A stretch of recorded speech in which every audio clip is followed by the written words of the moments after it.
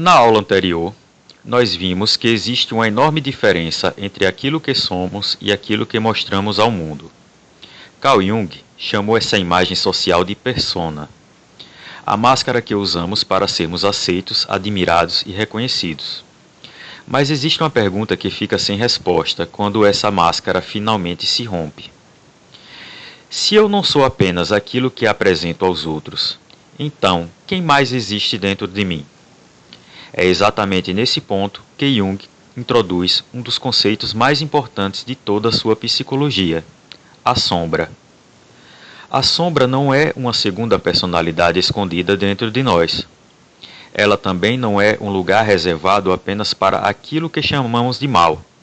Na verdade, ela é formada por tudo aquilo que a consciência decidiu rejeitar.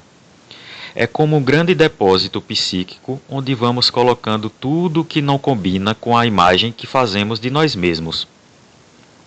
E aqui existe um detalhe que costuma passar despercebido. Nós não reprimimos apenas aquilo que é moralmente condenável. Também reprimimos aquilo que nos causa medo, vergonha ou culpa. Uma pessoa pode esconder a própria agressividade porque aprendeu que sentir raiva é errado. Outra pode esconder sua sensualidade porque foi educada para acreditar que o desejo é impuro.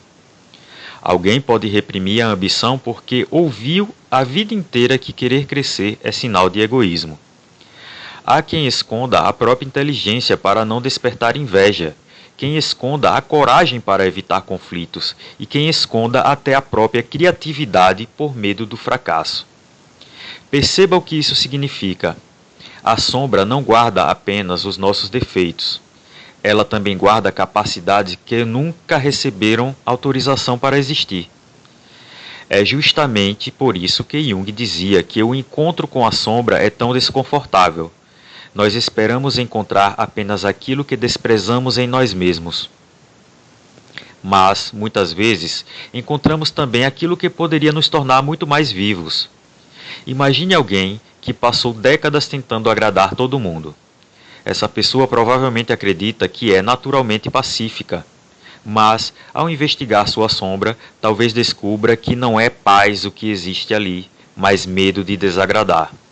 A raiva nunca desapareceu, apenas foi silenciada, e junto com ela desapareceu também a capacidade de impor limites. Outro exemplo.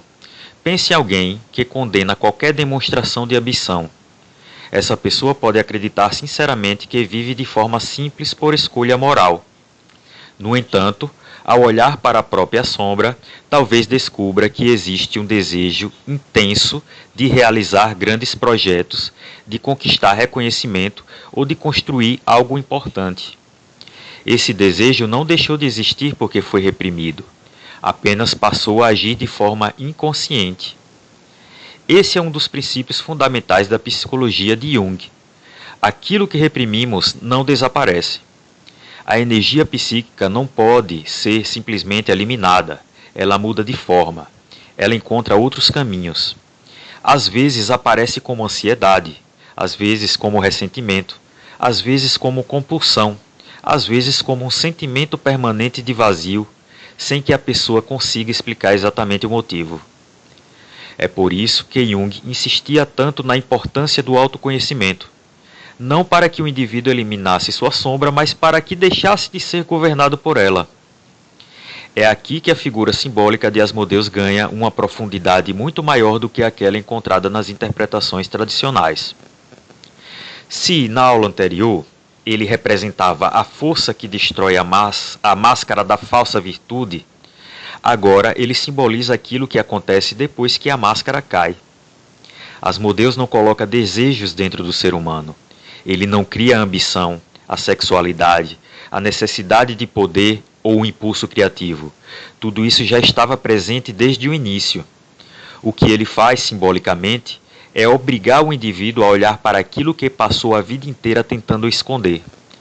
Nesse sentido, Asmodeus funciona como um espelho incômodo. Não porque mostre um monstro, mas porque revela uma imagem muito mais completa de quem somos. E talvez seja justamente isso que torne o encontro com a sombra tão difícil. Não é apenas reconhecer a inveja, o orgulho ou a vaidade.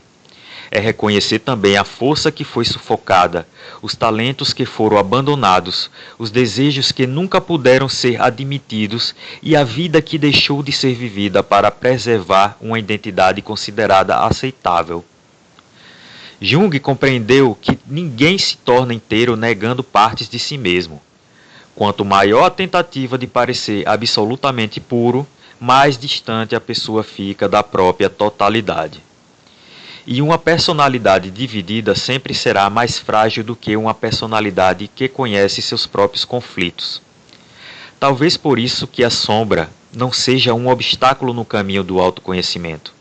Ela é o próprio caminho. Porque somente quando temos coragem de reconhecer aquilo que escondemos é que deixamos de ser conduzidos por forças que atuam no escuro. E talvez seja esse o verdadeiro significado da pergunta que abriu esta reflexão. O que existe em você que precisou ser chamado de impuro para continuar escondido? A resposta pode revelar muito mais do que os seus defeitos. Pode revelar justamente a parte da sua potência que você passou a vida inteira confundindo com aquilo que precisava ser negado.